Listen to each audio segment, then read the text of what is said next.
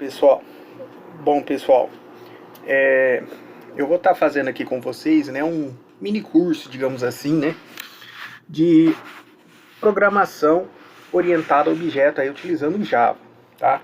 O foco desse curso vai ser assim procurar de forma mais de uma forma mais teórica, prática, né, a apresentação de conceitos da orientação a objeto aí na linguagem Java, né, que talvez não, né? Acredito ser aí a tecnologia que melhor aborda os conceitos de orientação a objeto.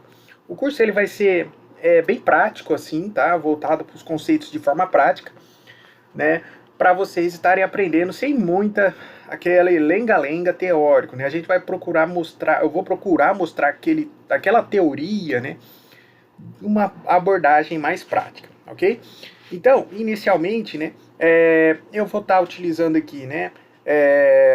A ferramenta do NetBeans, tá? Mas vocês podem estar utilizando qualquer ferramenta que vocês tiverem aí que rode o código Java. A gente vai estar trabalhando com o console, tá? E eu vou criar aqui um novo projeto, né? Então, ó, vou criar aqui um novo projeto no NetBeans. Vou dar o nome aqui de aula 1 de orientação a objetos. Ok? E vou dar aqui o finalizar. Então, gente, primeiramente, né, o que seria, né, a orientação objeto? A orientação objeto, ela veio para trazer algumas melhorias, né, na forma como um software é desenvolvido. Né, ela tem como objetivo, né, trazer aí, né, o mundo real, trazer mais para perto aqui do mundo computacional. Através da orientação objeto, né, nós podemos ter vários tipos de objetos, né? No nosso sistema, nós podemos ter um objeto computador, nós podemos ter um objeto carro, um objeto pessoa, um objeto usuário, um objeto mais abstrato, como conta corrente, né? Nós podemos ter objetos do nosso mundo real através da orientação objeto. Através da orientação objeto, né, nós podemos aí, né, ter aí um melhor reaproveitamento de código, né, uma melhor manutenção futura no nosso sistema. Este talvez não, né, com certeza é o paradigma mais utilizado aí quando se fala aí de paradigmas de programação hoje em dia, o paradigma orientado a objeto. Então vamos lá, né? Primeiramente, o que seria uma classe, né? A orientação a objeto, ela se divide basicamente no conceito inicial de classes e objetos. O que seria, né, pessoal, uma classe? Uma classe é uma abstração, digamos assim, de algo do mundo real. Nós podemos ter uma classe igual a gente tem lá na biologia. Ou seja, o que é uma classe de pessoas? São aqueles cidadãos que possuem características e ações, né, em comum, né, com um determinado grupo. E a esse grupo a gente dá um nome a uma determinada classe, certo? Então, o que seria uma classe carro? São coisas, né, que têm características e ações em comum que todo objeto disso daí, né, pertence aí em comum, transformando isso sim em uma classe, né, em um objeto de uma mesma classe. Daí o conceito de classe. Então, gente, eu vou estar criando aqui para vocês, né, uma classe que eu vou dar o nome aqui de, sei lá, pessoa. Vamos dar o nome de pessoa a essa classe. Vou finalizar. E aí, o que nós temos nessa classe pessoa? Nós, né, temos o que? Características e ações. Vamos pensar em características que uma pessoa pode ter, né? Uma pessoa, ela pode ter o quê? Ela pode ter, não, né? Deve ter, né? Um nome. Então vamos colocar aqui essa característica, né? Ó, public string nome. Vocês já vão entender, tá? O que é esse public, tá? Então aqui eu determinei uma característica chamada nome. O que mais que eu posso ter, né? Uma outra característica, sei lá, é public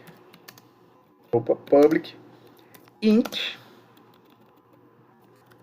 idade. Ou seja, uma pessoa ela também tem, além de nome, ela tem idade, né? O que mais que uma pessoa pode ter, né? Nome, idade, o que mais? Nome, idade,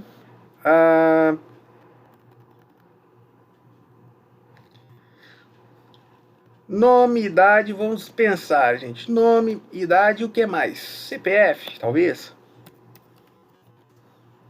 Não, mas CPF eu quero explicar quando a gente entrar já de forma mais orientada à herança, né, da orientação ao objeto. Então, toda pessoa tem nome, tem idade, tem, sei lá. Vou colocar aqui, vai, telefone. Depois a gente vai refatorar essa classe. Então, o que seria estes caras que eu acabei de atribuir à minha classe pessoa? Eu estou dizendo que todo objeto meu que pertencer à classe pessoa, ela obrigatoriamente tem que ter essas características. Ela tem que ter nome, tem que ter idade, tem que ter telefone. A essas características, nós damos o nome de atributos, certo? Então tá aí a primeira definição de orientação a objeto. Atributos são as nossas características que uma classe possui. Como eu declarei aqui, ó, nome, idade, telefone, não se preocupem por enquanto com esse public, tá, gente? Por que nome do tipo string? Porque é um texto. Idade do tipo int, porque é um número. Telefone, tipo string, por assim vai. Além das características, né, nós podemos ter, né, um outro cara, né, que é o quê? Que é os métodos, certo? Então eu posso ter um cara aí chamado de método. Esses métodos, né, o nome que a gente vai chamar aqui vai ser as ações, certo? Ou seja, as ações que uma classe pode possuir, que uma classe pode realizar.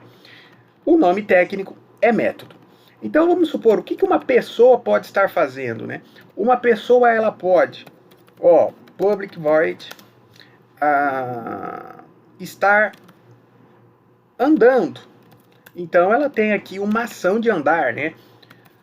Social, tab, né? Um atalho para esse comando que imprime uma mensagem na tela no Java. E aqui eu vou dar uma mensagem, né? Estou andando. Por enquanto, gente, uma abordagem aqui procurando trazer a teoria para a prática, tá? Depois, uma pessoa, ela pode estar o que ela? Uma pessoa pode estar, sei lá, igual vocês, estudando. Então eu tenho lá uma classe, estou estudando. Estudando. Eu tenho um método, perdão, falei classe, né? A esses caras, gente, como eu já adiantei, são as ações que todo objeto que pertence a uma classe pessoa pode realizar. Uma pessoa pode andar, pode estudar, né? A este cara nós damos o nome de método, ok? Então a este cara a gente chama de método. O nome técnico. Ações aí de forma aí mais simplista, né? Mas o nome técnico é método. E aí, gente, a gente já tem aqui uma estrutura básica de uma classe. Uma classe, gente, basicamente é isso. É você determinar um determinado grupo, ou seja, tudo que pertence a um determinado grupo tem que ter tais características e tais ações, né? Ou seja, todo mundo que pertence à classe pessoa deve ter nome, idade, telefone como atributo. E deve ter aí os métodos, né? Que a gente definiu aqui como andar e estudar, certo?